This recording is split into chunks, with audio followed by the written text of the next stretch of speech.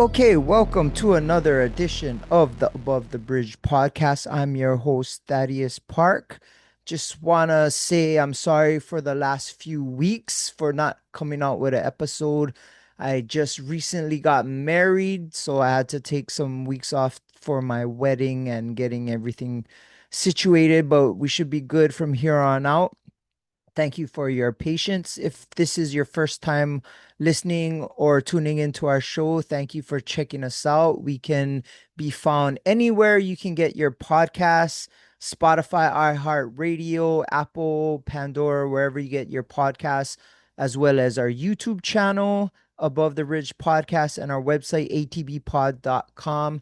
Thank you for tuning in and supporting me. I appreciate it. Aloha. Okay, this week my guest is somebody you guys seen in the music scene here in Hawaii for a long time. One of the singers from Kawao, Walt G. What's up, brother? What's up, brother Todd? Hey, thank you for having me. I appreciate it. We're trying to hook up for a while, and I appreciate the opportunity. Right on, brah. I definitely been a fan of your guys' music, and like I said, like just recently is we did your CD release party back in the day. Yeah, Was my first concert ever promoting a concert, and it was with Ray Jr. We did Aloha Laulea, 18 bands, $18, and it was your guys' CD release party. I think that was 2012 or was somewhere 12. around Yep, there, 2012. 2012. Yep. How long have you guys been playing music? We've been playing music with each other professionally. So I just say professionally getting paid since 2003, but China and myself been with each other prior to that. We used to be neighbors, that's why. So it's kind of like we Oh. we just kind of hooked up. It was funny how we hooked up because his wife and my wife were friends, and she actually like grabbed him by his wrist and dragged him to me when I came home and said, "China, this is Walt. He plays ukulele too." And that's exactly how he met. He got drugged, to me, and then we just started playing and became friends right then and there. Oh, that's super cool. So you guys was neighbors then. That's Yeah, oh, okay. yeah. What year was that around?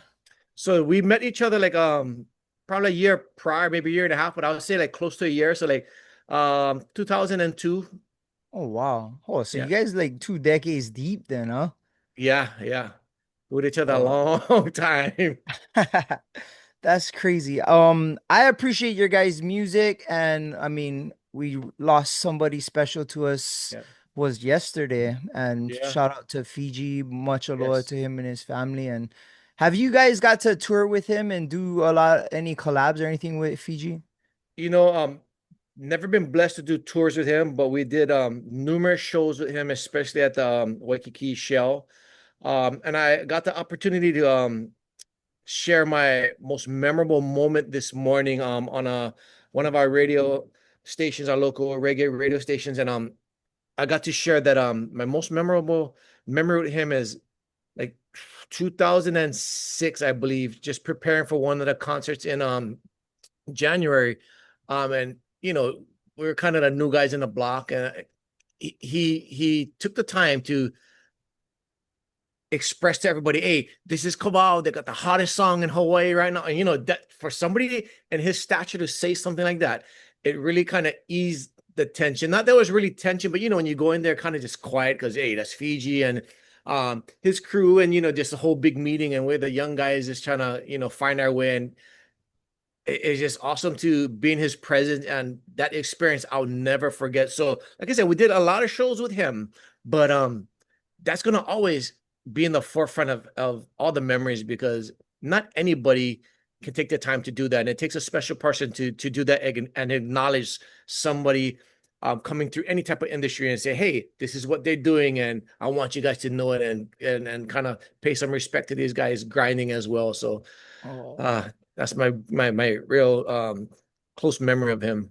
Oh, that's super cool. He always had aloha. We did a few shows with him with Ray and also with Lele. We collaborated Yeah, with Lele.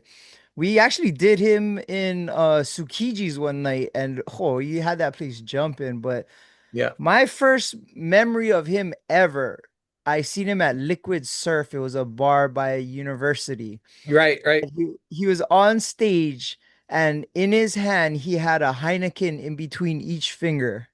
and he was singing, and every time he finished one Heineken, he just took one from his other hand. I was just like, oh, this that was the first time. I think it was Symphony of Love, is his first Okay. album that, and Yeah. I was like, oh, this guy is action. Like Yeah. who it like I was like, and his voice was just memorizing. It's like, and then watching him just throughout the years. My second memory was we were at a show in the Shell. It was Ray's first show, Mhm. Major Raja, and Fiji was the headliner, and or he was playing, and I was Right. with DJ Hoppa Boy, and there's this blue carpet in front of the drums, and Taylor said he was gonna skank on the stage and hit at least the blue carpet.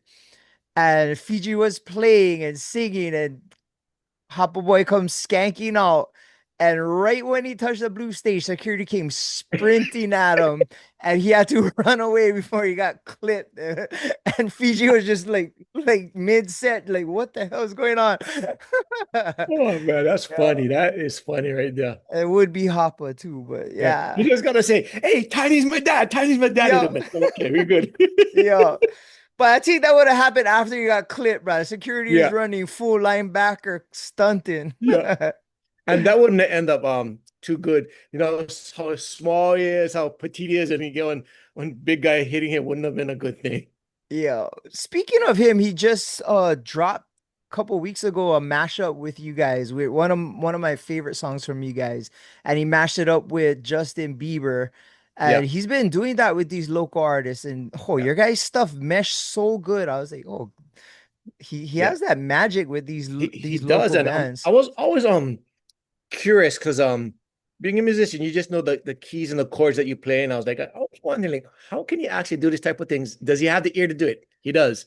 He does. He really does. And he did it so well that I told him, I said, hey, Taylor, I want to put that song on the album. He was like, for real? I was like, yes, send me the WAV file. So that song, that mashup is actually the last song on our new album that was just released a couple of weeks ago. No shit. I didn't know. Does he know that? He does. So I asked him, he's like, you serious about it? I said, no, Oh, I'm dead serious. So we had to go through the mechanical rights because that's Justin Bieber's music. So just yeah. make sure we clear all the rights to get that done. And yeah, it's on the album. Oh, that's sick. I didn't even know that. I just Yeah. thought it was a cool mashup. That's pretty dope. And Yeah. that's one of my favorite songs from you guys. You guys played together for so many years. You guys ever still get stage fright or what when you go on stage? Um, I still talk about it to this day. Like, our bass player is, he's 3 years in with us, and he kind of feels that way sometimes. I said, Brown, I don't ever really like look at anybody, to be honest. Like, I don't really look over anybody. It's like I'm just in my own world. So maybe that's a blessing. I don't know. But when I go on stage, it's just about having fun. I really don't see anybody. So whatever I'm doing, and if it resonates with you and you feel that I'm singing to you or whatever, great. Because I'm just having a good time and just staring out into space doing my thing. So I don't really get stage fright, but I do get like kind of antsy, not nervousness, Oh. but just antsy wanting to do our thing, yeah, because I really enjoy performing. But I guess to answer, stage fright, not really. I just go and have a good time. Oh, that's super cool. What was like your first ever paying gig? Like was it at a club or what did you guys do? Our very first paying gig was a private party, and I really can't remember the name of the venue, but I do remember it was in Kailua, right around the corner from the bowling alley that had in Kailua before the one got knocked Oh, down. Polly Lanes. Yeah. Yeah, that was right around the corner, and and my recollection, I remember that structure kind of looked like a Burger King. Maybe it was a Burger King at one time, but Oh, it it was was like Bob's. must be, yeah, it was Yeah, just a yeah. private party in there. I remember that was the very first gig, and it was like, just excited. Yeah, let's do this. And we just drove from Waianae to do an hour in there, and I don't remember too much about it, but I just remember being really excited driving there, and that's my recollection. I can't remember which songs we played, but I just remember that's our first gig down there. Oh, that's cool. What was like your biggest venue you guys ever did? The biggest venue, I would say Waikiki Shell here in Oahu. Anything that Ray puts on is, it's Yeah. numerous. Big numbers. We just did Aloha Laulea with Ray, and I don't know. It was dark and it was masses of people. So anything that Ray throws on has a lot of people. Waikiki Show, those birthday bashes. Remember Oh yeah. when Mass Appeal was starting them on, all those it Oh, was a Mass Appeal. blast. Yeah. Mass Appeal is big time. Yeah. Yeah. So the Aloha Lea, oh sorry, the Aloha Laulea, that was Bishop Museum, huh? Yeah. Um Yeah. I might have said it wrong. So Aloha Laula, yes, Bishop Museum, but we had the one at the stadium, like Oh months yeah. prior to that one. When who came down? Lil Wayne was playing on Yeah. Saturday. We played on Friday, and I didn't expect that much people to show up. I figured, they want to do the Lil Wayne type of thing, but the people showed up. I was like, choke people. We went on like ate something, and it was just all I could see is just masses and sea of people. So, um, and in Hawaii, those would be the bigger ones. I remember 2006, 2007 doing shows in Idaho, doing the universities. Oh. Those had a lot of people, but still not in the numbers that we pull here in Oahu in those big venues. But so yeah, if you just say the biggest show, it's got to be anything that Ray throws on, and like those birthday bashes and bambucha concerts back in the day. Oh, Bambucha concerts back in Yeah. the day. That was good stuff. You guys ever play Vegas? We did a couple of times, and we always have talks about doing it, but doing shows on the mainland it's pretty much like you just line up show after show after city after city, and unfortunately for us in our band, like everybody in our band, we actually have a full-time job. So early in our career, we could do that kind of stuff still 10, 15, 30, days and do that kind of stuff. Yeah. So we had our time at doing that. But as far as doing that type of things again, I don't see us staying out too long to doing those type of shows. So for us to do Vegas, it's got to be an in and an out, yeah, kind of type of Yeah. thing. So we're working on something honestly right now. Our manager did mention that he's working on something in Vegas, just trying to get numbers correct because everything is inflation right now. Just Oh everything yeah. goes up. So he's trying to work on some things because our band consists of 7 musicians and one tech guy. So if you're gonna fly us up, you're flying us 8. So we're just trying to work some things out, and fingers crossed we'll be there. We'll be there soon. That's cool. And you guys got a new single that's topping the charts. You guys got a new album dropped. Yeah. And yeah, you might as well ride this wave and get choke Hawaii people in Vegas that would love Right. to see you guys for sure. Yeah. You Exactly. guys drop like multiple records, and I know you guys write your own music. How does I always ask this with artists because I'm jealous because and I tell this to Hoppa all the time is when the way you guys hear music is not the same as us. Yeah. And like it's like a artist who draws the Mhm. way he sees art Yeah. not gonna be the same as how I do.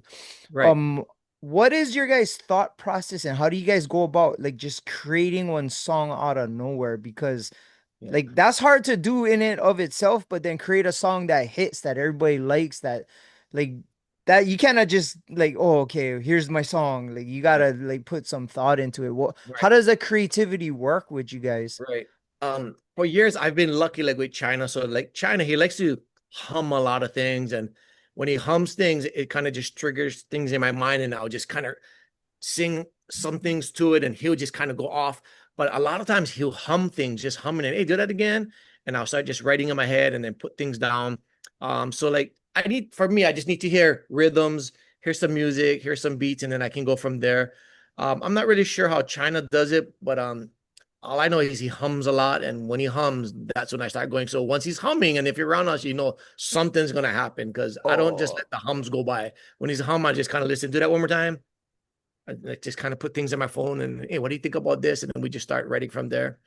We oh don't wow. always just write in front of each other's presence. Maybe like I'll start something. It's usually I'll start something, and then he just kind of takes things home and then starts to write a little bit, and we just go back and forth. And then I usually just go to the studio, drop things in, and then I send scratch vocals and just scratch rhythms to him and said, okay, this is what we have. This is the arrangement. Tell me what you think. What is your idea? And then he comes in and then he does his part. So early in our career, because we're neighbors, it's easy to just, grab out ukuleles and just kind of play with each other. But now I'm living in Waianae still. He's in town. So it's just, Oh, rhythms that we hear and we just go by phone back and forth and send MP3s back and forth and we'll meet each other in the studio and then ad libs for that songs just kind of come when we're there. oh, that's so studio sessions must be good fun, huh? Studio sessions is kind of lonely at times because Oh, I for usually real? have to start everything. So when I get Oh, ideas, whether it be from him or myself, get ideas, put the arrangements together with who's ever producing our music, then we start sending him scratch vocals and just a quick mix of arrangements and then say, this is where it's at. This is your section right here. Tell me what you think. And he'll just kind of do vocals, send me things back. Like, what do you think about this?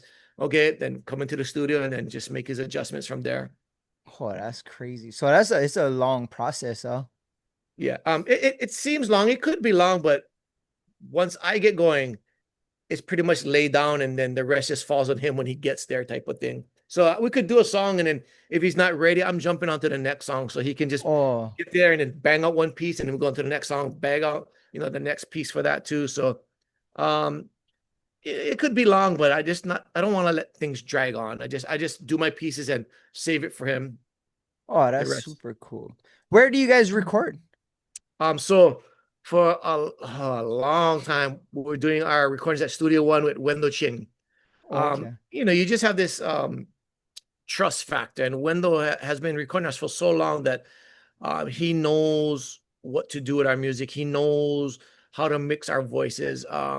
He's just been with us so long, so we've been recording with him the most. So out of the 6 albums that we did, 5 of them has been recorded with Wendell Ching, and one has been recorded with Imor Garza. Oh, But okay. currently at this time, I don't want to say how much songs deep, but we're almost finished with the next album. Like we finished, Oh, we just been flying through, and the person that's actually producing this album and helping us to fly is Pena. So we've been oh, doing. I just go in there with my ideas, and then we just go. And he's a genius. He's a genius. I give him a little bit of ideas, a little bit of chorus that I'm doing, and he just runs to the music. oh, yeah. Well, he got music in his DNA, Yeah, kind of. Yeah, I've been hearing a lot about him producing. Well, my neighbor Aaron Ono, so recording a single with him or something like yeah, that. Yeah, yeah, he's definitely growing. Right, he grew up in front of everybody, and he's yeah, producing. Yeah, yeah, that's cool because he's younger than you guys, right? So it's yeah, like kind of learning from somebody younger is kind of interesting. yeah. When we started with him the very first day, I just had to say, like you were talking about how we all in Hawaii see him grow, and so time flies like this. So Oh I just had yeah. to, I gonna guess. I said from when we started, you're playing with your dad, and I just put in the numbers together, brother. I think I know how old you are. I'm not gonna say, but right, you older than than we as individuals kind of think. He said, goes, Yeah. oh yeah, well, I'm up there. I said, bruh, because if we've been playing for like 20 something years and you've been playing with your dad already, and the age he was, if it's 10 or above, put 20, 20 something Oh, years. So I that's true. said, brother man, yeah, at least 40 or close to 40. He's like, yeah, well, so like, Oh, I yeah. didn't even know that. He's So he's oh, not that's 40 yet, but he's very, I very gotta close, bro. gotta Google that shit. Yeah, time flies by, bro. But Oh yeah. all that time and experience and practice, bro. That's why he's so good at Oh yeah. everything he does, and the musicianship that he's been practicing all these years with different instruments, and now he's been doing that type of thing with his engineering, going to school, and all that years that you just went by like this, but it doesn't seem so long. His craft is on point. That guy is a magician, bro. Oh, Yeah, that's cool. And want to take a short break to shout out our sponsor, Defend Hawaii.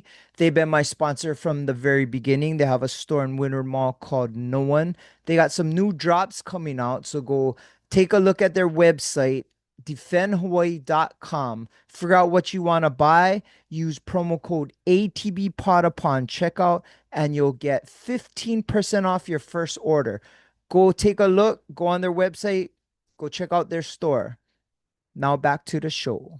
With me, I get frustrated with the direction the music is. I don't like, and it maybe is because I'm older, but I don't like the direction music is, except island music. I feel like rap and pop music, and even I'm a rock fan, so even rock music is not the same as it was when I was young. Like our rappers are like mumble rappers. There's no soul to it. Like we had Biggie and Tupac back in the day with some depth. They were Yeah. poets, and now it's kind of garbage. But the island music scene, these younger bands been kind of doing the older guys justice with the way things are coming. What do you feel the direction island music's going right now? Like, how are you happy with it, or is it like kind of disappointing? I don't say I'm disappointed. I don't say I'm happy, but what I do see is like music always comes full circle, especially like island music, island reggae. It comes full circle. What's popular kind of fades away, but it always finds its way back. Yeah. So if you listen really closely to up and coming artists or now up and coming artists that's making that establishment, you tend to pick a, hey, bro, they have this so and so niche, this so and so sound. And you know, some people would call it copying. It's not really copying. Music always makes a full circle. Yeah. And they're gonna pick up niches, gonna pick up sounds, pick up strategies from other bands along the way, or other music that they heard through previous generations, and yeah, it just always comes full circle. And I catch myself a lot of times like, bro, I heard that jingle before. Hey, I heard that rhythm before. I heard that melody before because it comes full circle. Yeah. So um, disappointed, no. Happy, not necessarily happy, but I'm intrigued with the up and coming or new artists, how they can adapt to current music, but still be able to infuse previous styles. And that comes with knowing a little bit of the history of island reggae too and reggae music. So um, I would just say I'm more intrigued with what's going on right now, the That's a artist. good word, Brian. Intrigued. That's kind Yeah. of skirting the line without the kind Yeah. getting too into it. Right. Because one thing with me, like I always believe, like, bro, I want us all to win. So when these young kids, you know, come up and do things like, bro, I heard it before, but you know what, bro?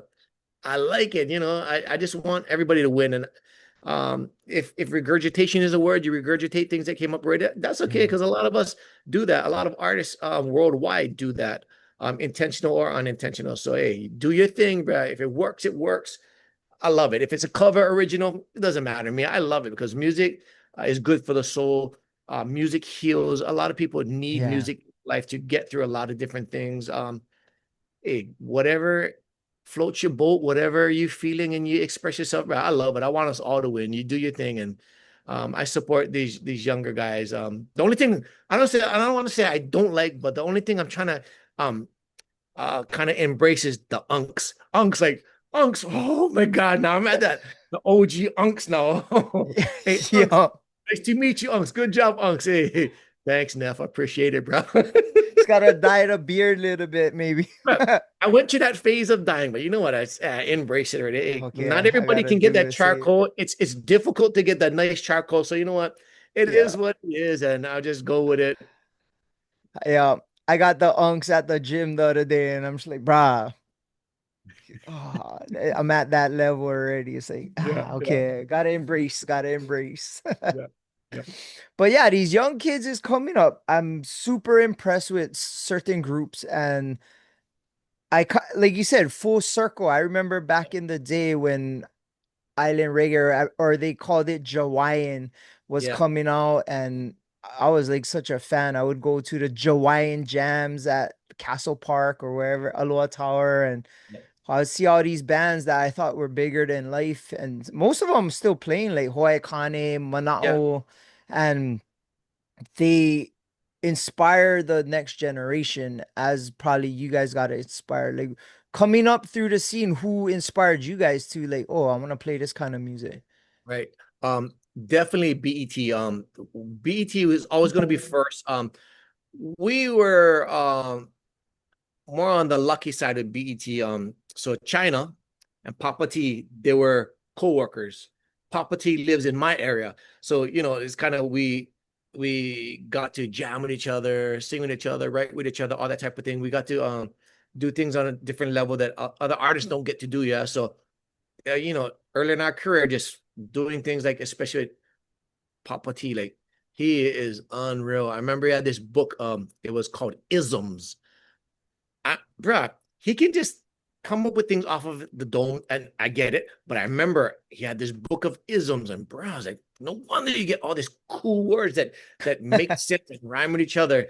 And to this day, he uses it. I'm not sure if he uses that book anymore, but I remember he had that book isms, and he shared that with us just to kind of just look at us like, I wish I had a book like that, type of thing. But just just things that just learning from him and hearing things he has to say.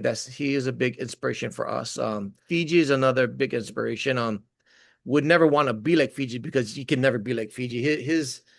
His knowledge of music, melodies, just vocal range is unmatched. But just the things that he does and the fun that he has. So he's the inspiration for me. He makes great music, but just the fun that he has on stage. So even in the latter years, when he's more in a wheelchair, right, if you watch him, he's still having fun in the wheelchair, bro. Yeah. So till the very end, he still was inspirational for me when I see him out there because just like he does, that's my whole thing. I want to go out there, have fun, and sometimes I think, I don't care if you like my voice or not, I'm gonna out there to have fun, and that's the type of thing that he puts out. That's the type of thing that Tim from BET puts out, just having fun and not caring who's listening, not caring what everybody thinks, just going out and doing things because it's fun. And that's inspirational for me. I don't want to ask you, when you were young, were you always drawn to music and like learn how to play? And when did you know, like, oh, bruh, I'm kind of good at this, kind of? I don't ever think like I'm ever good at still to this day. Like I'm by trade, seriously, I'm a baseball player. That's how I got my education. I'm a baseball player. Um, Oh, but knowing how to play music, I'm just a ukulele player. I've always kind of knew how to play it. You take lessons here and there. I took lessons like with Sunny D, or Otosan Jr. type of thing. Not too major kind of stuff, but so just having the foundation, understanding how to play chord structures. Yeah, I always knew how to do it, but just getting to actually record music. Ever thought that? No. Ever getting to hear a voice in the radio? No, type of thing. Luck. I would say luck. Hard work, but luck. Meeting China and just doing our thing, and just making a band, playing music, and things just kind of went fast. How things um, went more north is Davey D actually oh, reached out to us and he says, I'm gonna get you management. And he hooked us up with Ken Thompson. KT was like the premier guy. He had like Andy Bumatai, who else he had? CNK, oh, but wow. ended up, Capono, he had Capena, Kaala Boys, us, so he kind of only taking on specific bands. So like really, you're gonna hook us up? And then right, he took us on and it just kind of went from there. Like we were just messing around and just doing things, and it kind of worked out. Davey, I guess he's seen something in us, and he reached out to Ken Thompson. Ken Thompson reached out to me. We had a meeting, and next thing you know, we were represented by Ken Thompson, and um, gigs just kind of just went through the roof. It was fun, but I don't know. If I ever thought like we're good enough. I still to this day, I just do what I do, and I kind of don't care like if people like us or not. I do because it's fun. Like that's really why I do it. And being blessed by having your songs on the radio, that's a bonus. We're just blessed and a lot of luck. We work hard, but Yeah, you gotta get lucky sometimes. for And sure. that's where he What was stands. the first song you guys dropped that got radio play? The first song that was on the radio was "Girl Let Me Know," and what that one was weird. So if you remember, Pu'unui was at Island 98.5, and he used to put like live stuff. Like so, we did one at Capono's, and we did, Oh, yeah. and he put it live on Island 98.5, and we heard it. What the heck? Like, wow, this is cool. But it was a live performance. So like he used to put Ole on there, Oh, specific Hot Rain, and we were blessed that he put us on. And I hope I'm not getting it wrong, but I'm pretty sure it was Pu'unui that put it on there. So when the song was done, people in Hawaii was familiar with that song already. So when it came out, we were blessed that it took off. oh, that's cool. Must have been cool to hear your like, oh, our song that we created is on the radio Yeah. and I Yeah. always wonder what that feel like because yeah, when you're an artist, you're working hard at something and to have other people appreciate it and then hearing it out live on the radio is like you make your parents proud kind, you know Yeah. what I mean? Yeah. Yeah. And exactly you said, yeah, there's a lot of different emotions that you feel when it happens. And I'm a religious person. I remember when the song came out on the radio, was driving to Heineken Hot Hawaiian Nights. That was our first time to Oh, ever gonna be playing on that show. And I remember Shannon Scott text me. He said, right, your song is gonna be on the radio. I remember driving over there and it came on, and it's the first time I ever heard our song that we really done in the studio professionally, like on the radio. I was like, oh my God. And thank you, Jesus. Thank you so much. You're just so appreciative and like, wow, I'm gonna be playing on TV for the first time tonight, and I'm hearing my voice on the radio for the first time on the same night. I just remember all these emotions and so much appreciation because a lot of artists, they put so much time, so much money, and they do not get the opportunity. So for yeah. us to get the opportunity, like, man, just so appreciative. That's super cool. And want to take a short break to shout out our sponsor, iRep Detail Supply. They're your one-stop shop superstore for everything you need to detail whatever vehicle you have. They have a store in Temple Valley Shopping Center. They also have one in Las Vegas. They have great customer service with knowledgeable people that can help you with any kind of need you have to detail your car. But take a look at their website. It's iRep Detail Supply. If you go on their website and shop, use ATB pod upon checkout and you'll get 15% off your entire purchase order. Aloha. So you're kind of a religious guy, like you pretty close with God. Yeah, yeah. Oh, that's cool. I think it's important to do that. By no means I'm better than anybody else. I just think it's important for me to talk to him daily, do my devotions daily, because first of all, yeah, I want to go to heaven. I do. Am I gonna go there? I don't know. I'm a sinner. I'm natural like everybody else. I sin all the time, but I like to have a relationship with God. And giving thanks for the things that I have, because the little that I have is so a lot. I have so much to be thankful for: my family, my kids, my grandkids, my job, the career that I have, um, being able to get a free education through baseball, being able to play baseball. Everybody has so little in the life when you realize that so little is so much that you have. So Yeah. I want to make sure that I talk with him daily and thank him for the things that I do have, because a lot of people, again, don't get to have the little things that I have, which is major things to them. So that little things I have, I realize it's really big things. I'm blessed in so Yeah. many. I'm the same, and I definitely have a great relationship with God and also trying to teach my daughter the same. I been around the music industry and been in them green rooms when God is not there. And Yeah, yeah. how do you navigate that? Because it gets crazy like on tour or with behind shows and like I said, in the green rooms, I've seen some crazy shit go down. And how do you navigate doing the right thing in those situations?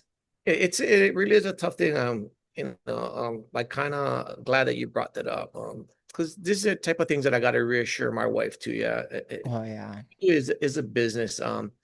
When we do music and you're putting on this persona, so when you see Walt G, is Walt G really who I am? To some point, but it's not really me. That's something that we created and people see. So that's something we still walk in life. And so now you take this persona, you put it on stage, you go in the green room, you got to hold this persona, but at the same time, holding this persona and pushing Kawao forward for as much opportunity as possible. There's a fine line. You're doing the business part and doing what's needed of you to promote Kawao, but at the same time, do not cross the line of putting your family in jeopardy, or putting your reputation in jeopardy, or putting your career in jeopardy. So you just, when things that become uncomfortable, you have to have several ways of escaping, like using the restroom. I'm gonna get something to drink, got a phone call, got to take this text, you just got to find other ways to navigate through things that could possibly take you in the wrong direction. For the most part, I navigate pretty well and be respectful for everybody around. But I want everybody to know that when I do this Kawao thing and this Walt G thing, it's respectfully to push Kawao forward, but I'm still a man of God. I'm still a family man. I'm still somebody that a family depends on. So I'm gonna try to appease all parties, but at the same time, respectfully, um, try your best not to cross boundaries because I'm gonna navigate to get around you if I feel uncomfortable. That's awesome. I never got to ask that question to somebody that in the music industry. I never really thought about it much until you brought it up. And yeah, I could see that would be some kind of information and stuff you guys could pass down to the new up and coming artists because like you said, it can happen fast, it can happen quick, and it can happen for a long time depending how you navigate Yeah, certain situations. I seen a lot of artists that were have like two good hits and then you never hear about them again and they it's just it is what it is. So yeah, respectfully yeah, being thankful for what you got and be able to build on top of it, that's probably the way to go. yeah. You probably seen a lot of crazy stuff behind the scenes with music and what would be like one of the stories that you could share that you without getting anybody in trouble? Yeah, yeah, yeah. Um, like you said, I seen a lot of things, but I try not to observe it for too long. But Yeah. I remember one of these things, and it's this is a funny story, and it's a cool story because everybody knows what I'm about to share. So we did a show in Kau, and we Oh. did a show. We were two bands before Brother Walter. Oh. And our previous keyboarder is Uncle Joey Spender. Uncle Joe, call him, Uncle Bubble, Bubble Joe. He was also the keyboardist for Butch Helemano back in the day. Oh So he wow. brought Walter real good. So I remember getting off stage, brought Walter is back in the green room, walking on the stage, and I just remember him and Uncle Joe going, "Oh, we'll go burn." Like, oh, bro, I'm out of here. You know, just see you guys. I'm out of here. I do not want to be around this. Hey, I have nothing against it. You know, it's of the earth. You do you guys thing, but for me, I'm I'm out of here. And those are the type of artists or the artists that people know that they burn and that's all cool. But yeah, I remember things like that. Like this cool and all. Like good to see you guys navigating out Yeah, here. I'm out of here. bruh. I took the left and go by right there home. Was it right there?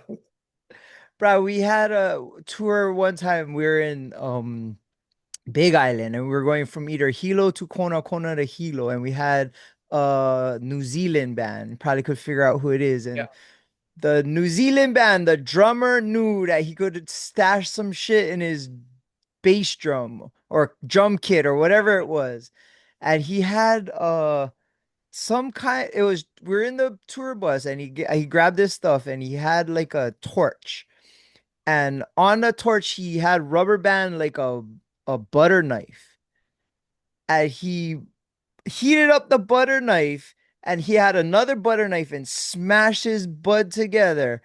And then he got a toilet paper roll and started hitting it. And it was like it didn't make too much of a smell.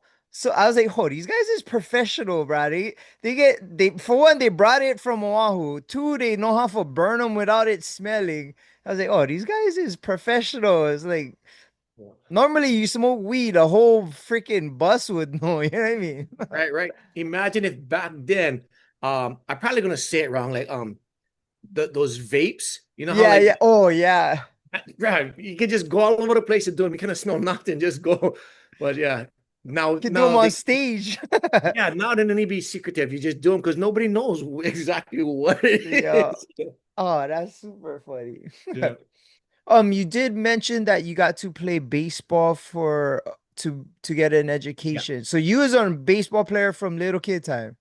Yeah, baseball player from oh I don't know. I can't even remember what age I was. Just baseball family. Just knew the real way I was gonna get an education is focus on baseball because living in Waianae and my parents didn't have any money, just I love playing baseball. That's all I did 12 months out of the year. Doesn't matter baseball season now, you just found a way to play with your cousins or your friends and Oh just yeah. work on fundamentals and things like that. And I did it well enough to get into school and you not have to pay for anything. My skills got me to get an education. So, that was the route I was gonna go. But I Oh, also know that getting to the major leagues is difficult. oh Um, yeah. I ain't the tallest guy in the row. I'm okay, but everybody that's playing professional baseball, standard 6 feet, 6'2", 6'3", 6'4", and I'm a 5'11" type of person trying to scratch my way. I'm a 6 feet. I ain't 6 feet, but I'm right there. I knew the chances is difficult. And it just didn't pan out the way I wanted to pan out. So had an education. I'm in education field, and playing music was just fun, and kind of it just worked out. Playing music, having my steady education job, but having a professional side gig is a cool thing too. Getting to do two things that I love to do, it's worked. Life worked out fine. That's super cool. Where did you go to college to play? I played at Hawaii Pacific University. Okay. Um, was it the right school for me? I'm not sure, but it was fun. I was a young dad too, so Okay. sometimes you gotta choose wisely, and Oh I yeah. it was the best fit at that time for me. And yeah, my college career was fun. It was fun. Um, choke memories, choke good times, good games, just a lot of fun. Could have been better, maybe. Just never know, but I would never know because I had to make a choice. Yeah. Going to be home to raise my child, or is dad gonna go away and try to make it big and come back with hopes and dreams? I just decided let's try to have these hopes and dreams here when I'm physically here and see what happens. Oh, that's super cool. You ever miss the sport or you still play softball and stuff like that? Um, no, I don't anymore. So Oh, I had enough of my life. So I was a baseball coach at Waiana High School for 20 years. oh wow. And then I coached at Campbell for 3 years, and played baseball to my high 30s and played softball in your 40s. The whole thing. So do I miss it? No, no. To this day, like, well, do you want to play alumni? Nope. Well, do you want to do travel ball? Nope. Like, I'm done. I had enough. I don't miss it. You want to come back, coach? No, I'm good. Like, I'm Yeah. good where I'm at. I have too much things on my plate. Too much things that I love, which being my family, my grandkids, my kids. Um, Baseball is just a thing of the past, and that's something that's blessed me and as a tool to navigate to get things and get to places I needed to get that would benefit my family. So, like I said, blessed in so much little ways that is actually big ways. That's cool. It's weird nowadays because of how sports are. I just experienced today, my daughter, they had a 5-0 volleyball tournament, and it basically is all the older people, like adults who can play, are in this tournament, and it's like reliving their past glory, but they're Yeah. playing with like trying to win. And my Yeah. daughter was fortunate enough to be asked to play on one of these teams, and she's only 15.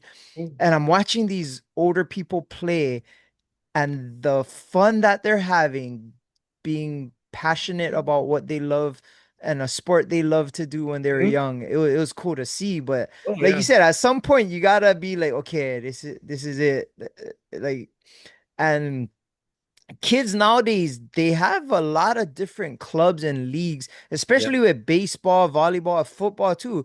It's year round. Like Yeah. like you said, like when the season was done, like even for me, I played little league. Like when the season was done, then you can play soccer or football, and then basketball. It's like Yeah. now you gotta pick one, and you gonna run that thing all the way all year round. Is different, huh? Yeah. It is. It is. Yeah. Back in the day, you exactly what you said, because I had friends that they were good like in everything. And one family in particular, the last name is Pongofe, so Pogofe. Um, they all were good at everything, but the oldest brother, we grew up with each other. Like, man, he plays baseball, and he goes and plays football. He's a quarterback, and he plays volleyball. Like, and then basketball. Like, what do you mean? We grew up with each other. You don't play the sport, but you watch him like just naturally. Like, my God, how are you good at everything? My gosh. But that's how it was. You play each sport as it comes along. But for Yeah. I just focus on one because I knew what I wanted to do. Some people just love doing a lot of different things. I just love playing baseball. Maybe that's why I don't like it so much now because Oh I'm like yeah. so focused on it that I'm content with life as it is. Like I had enough of baseball.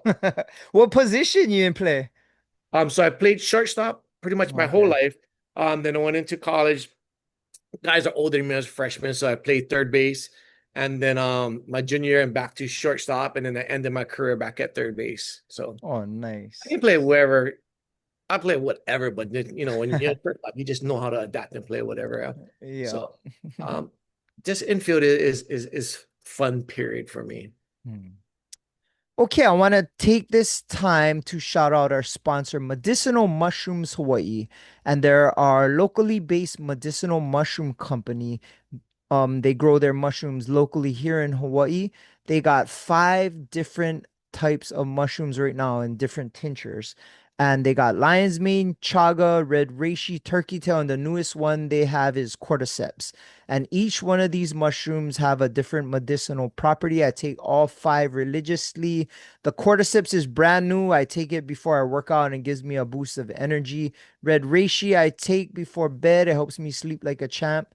And then the rest of these mushrooms I take in the morning and gets my day going perfect. But go take a look at their website, medmushroomhigh.com. And if you use promo code ATBpod upon checkout, all capital letters, you will get 45% off your first tincture of extracted mushrooms. Medmushroomhigh.com. Now back to the show. And you said you have a full-time job, you're in education. What do you do for education? I'm a dean of students at my school at Kamila Academy, so Oh I wow. get to work with pre-K to 12, and I'm pretty much their dean of students and make sure that they're safe, making good choices. And if they're not making good choices, I'll get their family involved. And if we're still not making good choices, sometimes we get the authority involved. You know how it goes. We just try to get them to make positive choices because if you can make more positive choices now, you Hmm. learn that I'm breaking rules now because when I get older, if I don't, I can break laws. Yeah. So it's a supportive type of thing that I'm doing right now, just trying to help them to navigate through life and yes, make mistakes, but try to minimize the mistakes and not make it so major. Yeah, I was always in the dean's office. So when you said dean of students, it was like, oh shit, you one of those guys.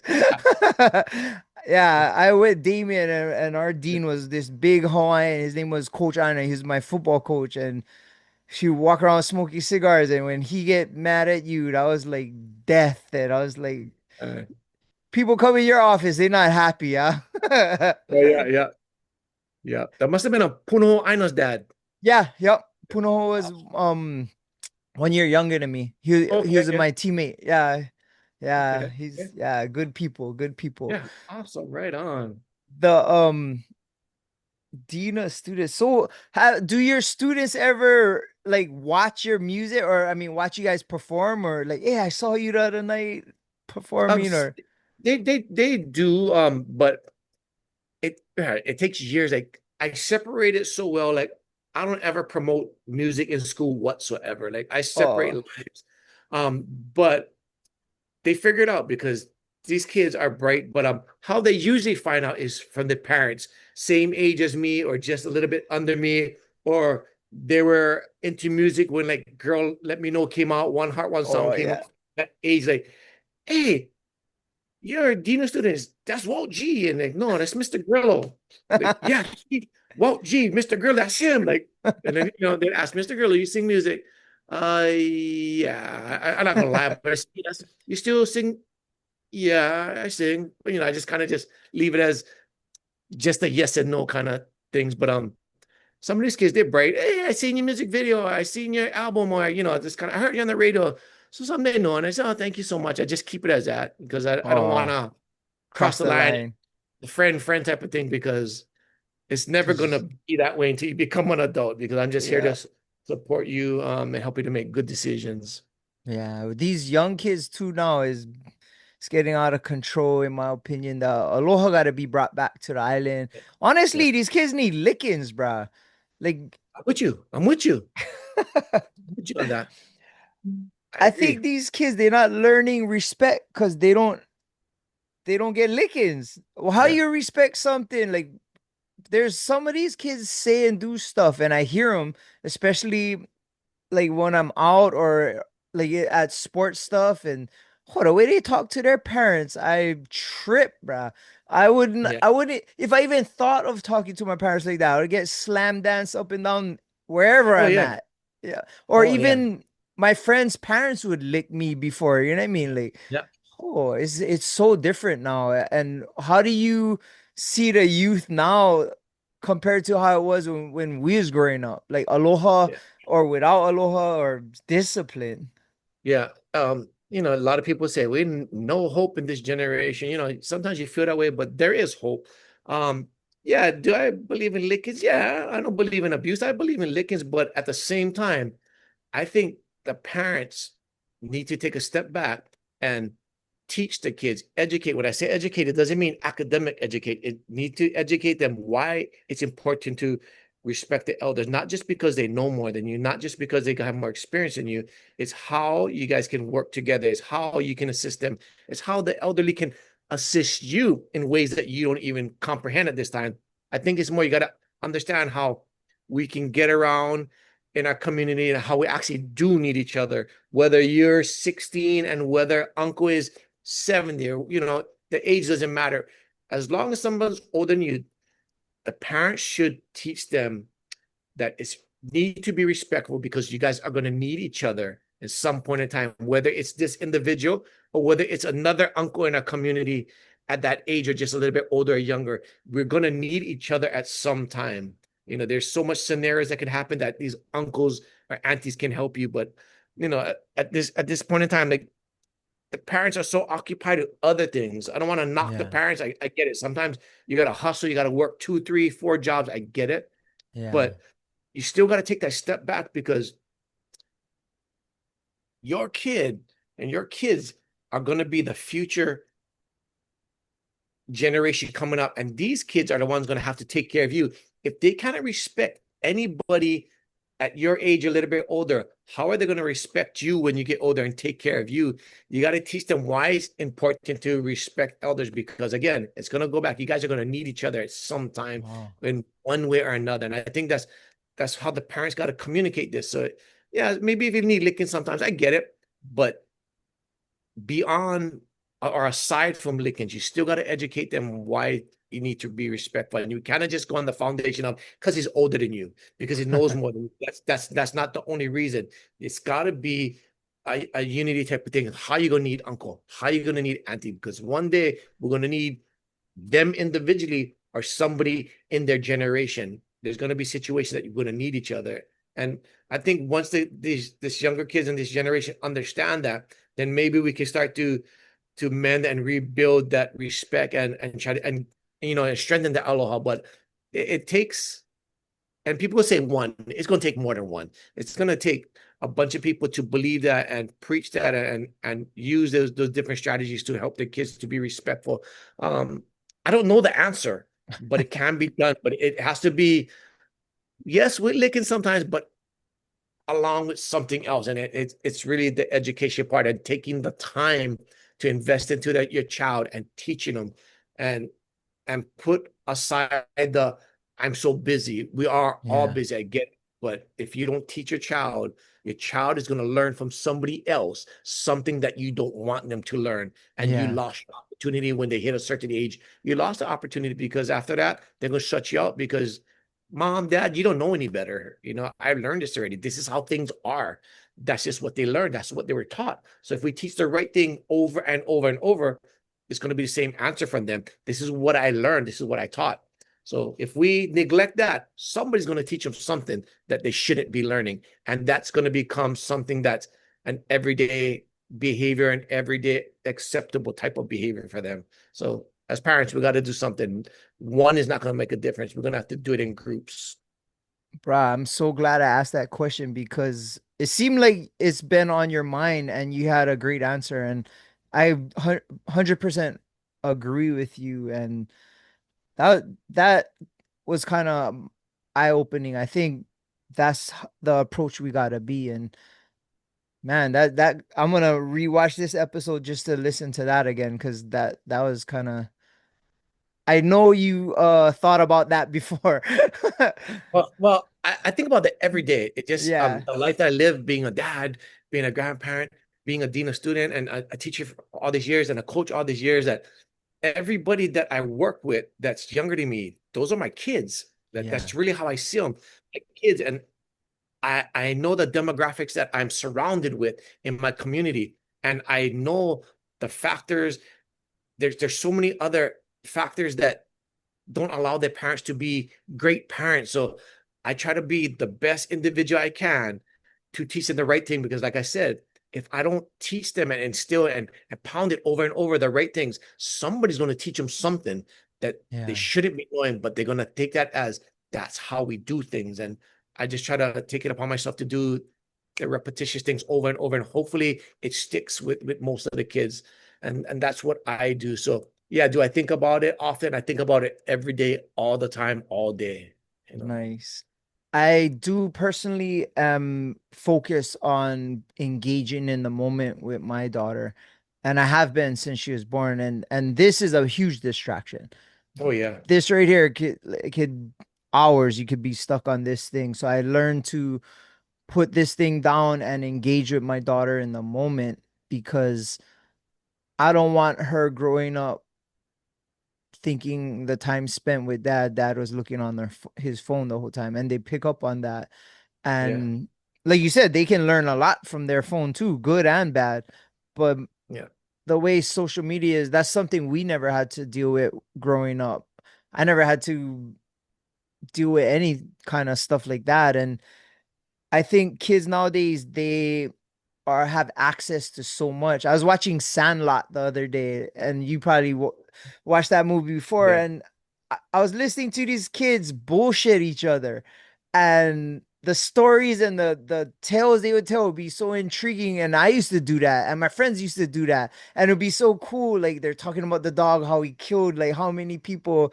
And now, like these kids, they can fact check all that. So it's kind of sad. Like it takes away the lore of childhood and the bullshit everybody would it would make your childhood cool. It'd be like, that's not true. Like, you know what I mean? It's yeah, because of yeah, these phones, it is changing the dynamic of childhood.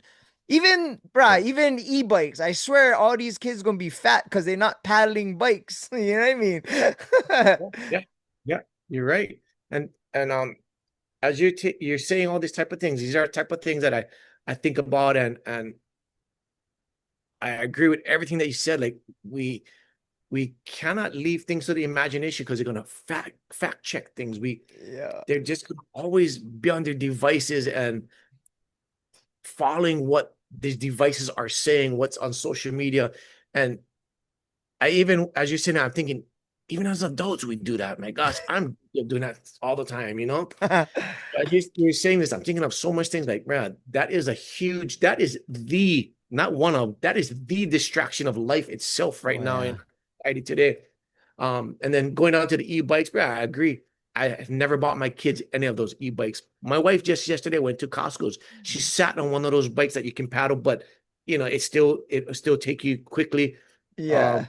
I was like, we ain't never getting none of those things. If you need to do those type of things, then jump in a car and go do it. Because if it's gonna be a bike, it's for exercise. No, I ain't gonna Yeah. something that you can jump in your car and do if it's too far. For sure. I mean, some of those stuff is cool, but yeah, these kids is spoiled. And Yeah, yeah, just like, oh, if we had to go to the mall, you have to paddle your bike to the mall. You cannot just charge something up and you'd rip and through in there in 5 minutes. That's not fair, bro. yeah, yeah. And the bikes back in the day, that was our best friends. And that Oh took us yeah. where we needed to go. And but that also gave us like our greatest experiences too. I need to get to the mall, but on the way to the mall, I'm jumping this ramp, climbing Yeah. this. I even forget those terms, but I'm burning rubber, doing all this Yeah. type of things on my way over there. Now it's like I can ride this e-bike, I'm gonna soup them up, and I'm gonna do wheelies. Like, you're not having fun. You're putting yourself in a possible death situation trying Oh to get. yeah. Oh, so yeah, before riding a bike, it was adventure. It Oh was always yeah. exciting, but now these electrical type of things, right? It's just I need to get somewhere and I'm gonna do something crazy that could take my life or make me cripple for the rest of my life. Yeah.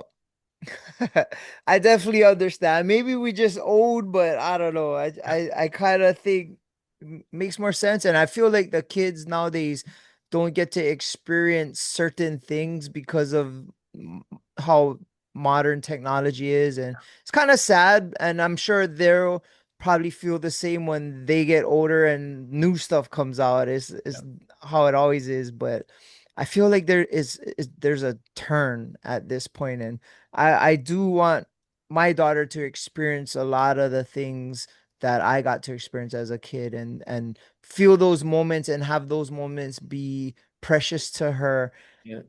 without the phone, without like Yeah. certain things. And yeah, I try to make those things happen. Yeah, And exactly. Yeah, you provide the opportunity for problem solving skills. That's yeah, the thing that this society with these kids they lack. They don't have the opportunities for problem solving. These gadgets just give you destination, just gives you answer, just gives you solution, and that's what they lack. The imaginary part, the imagination part, and the imagination is the skill that you do over and over for problem solving, and that's where it lacks. So that's why even it rolls over to education. I can't give you a number because I would be lying. It just depends on the demographic of where you live. But if you just look education, a lot of our kids struggle. They oh struggle. yeah, Even if they're private school students, a lot of them struggle is because devices just gives you the outcome.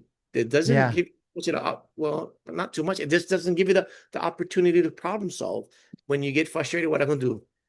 Here's the answer, and that's why we just lack when we just looking for answers, the problem solving just diminishes, and I feel kind of bad at times for some of these these kids because we preach certain things and we contradict.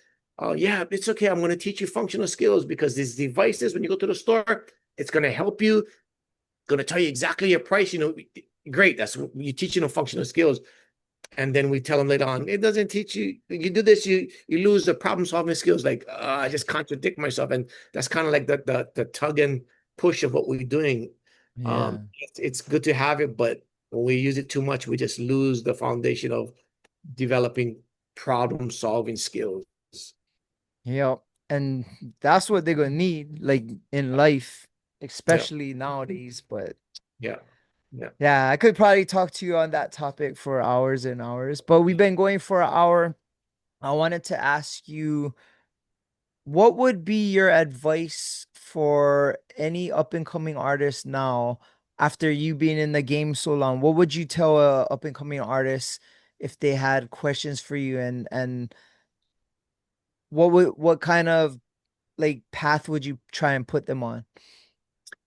Um, I've answered this several times to younger artists, and it's gonna always say the same. If you're gonna do music, do it because you love it. Don't do it because of you want certain status or you want to be heard, or you want. Take away the want. Do it because it makes you feel good. Do it because it's exciting to do.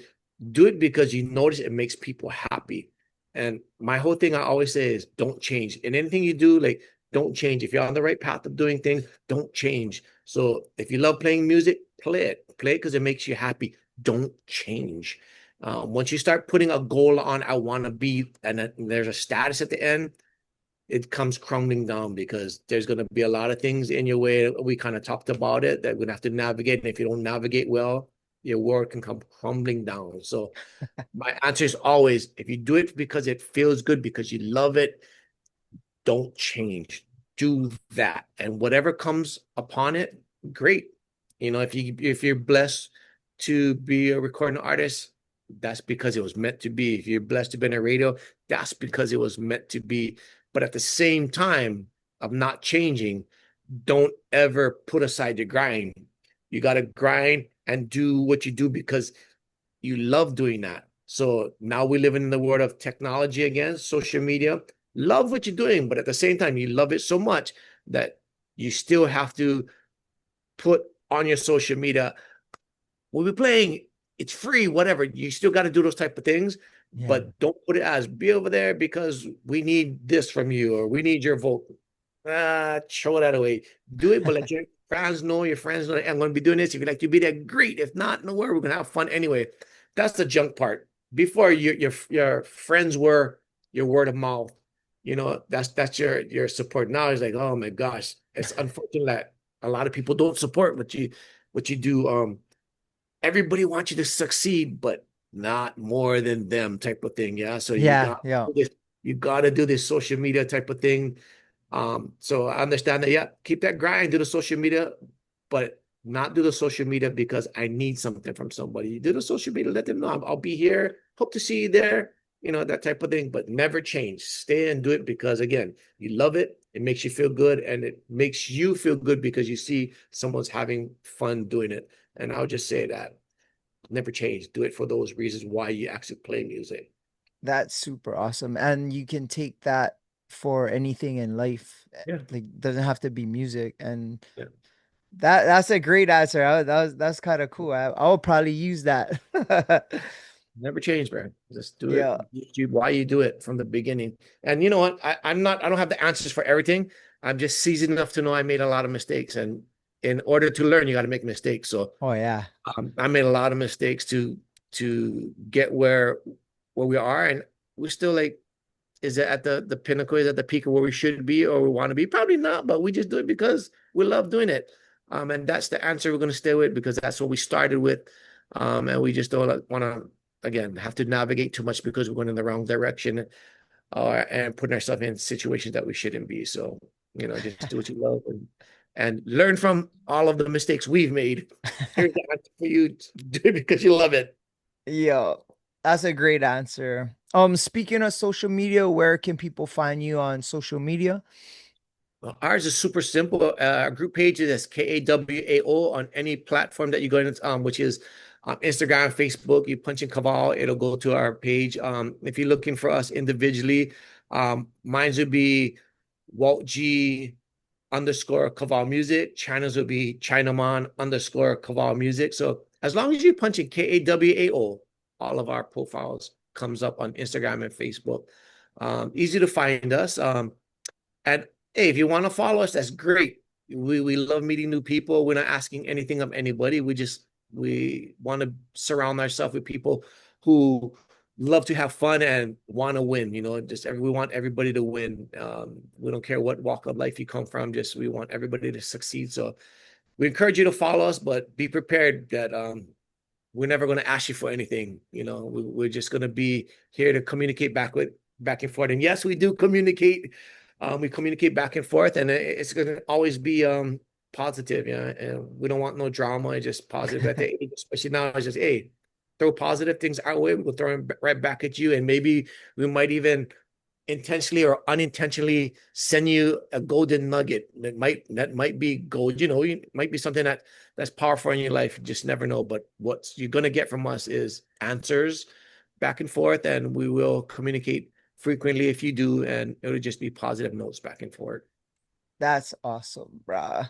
And for me, my social media, you can find me at Above the Bridge Podcast on Instagram, our YouTube Above the Bridge Podcast.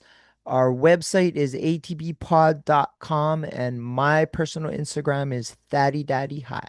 Well, I appreciate you taking time for coming on my show. I've been wanting to have you on for a while, and you definitely caught me by surprise with some of the answers you had. You remind me of one of my closest friends. I don't know if you know Ronnie, you're wrong. He was in BBC, the boy band. He owned Hobo House on the Hill Records. Yeah. No, I was just thinking about why Yeah. does it sound so familiar? Yes, yes. Yeah. I know him personally, but I know who you're talking about. Yeah, your vibe and the way you talk and your thought process reminds me of him a lot. Yeah, it kind of was cool, but anyways, shakas for the cameras. We're out. Shout out to the Artist Group Network. Aloha.